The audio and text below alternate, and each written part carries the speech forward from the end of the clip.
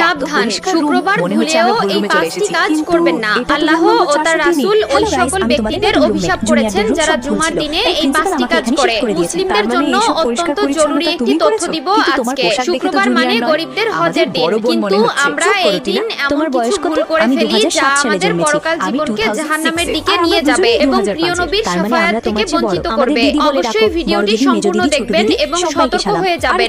ভিডিওটি শেয়ার করে দিবেন যেন আপনার অন্যান্য মুসলিম ভাইয়েরা ভুলেও জুমার দিন এই কাজগুলো না করে। হয়তো আপনার একটি শেয়ারে একজন মানুষ ভুল থেকে হেদায়েতের পথে ফিরে আসতে পারবে। মুসলিমদের কাছে একটি প্রশ্ন রাখতে চাই, আমাদের প্রিয় নবী সাল্লাল্লাহু আলাইহি ওয়াসাল্লাম কি বার জন্মগ্রহণ করেছেন? অবশ্যই কমেন্ট করে জানিয়ে দিবেন। তো চলুন বেশি কথা না বলে শুরু করি আজকের ভিডিও। মসজিদ মুসলমানদের কাছে ইবাদতের স্থান হিসেবে পরিচিত।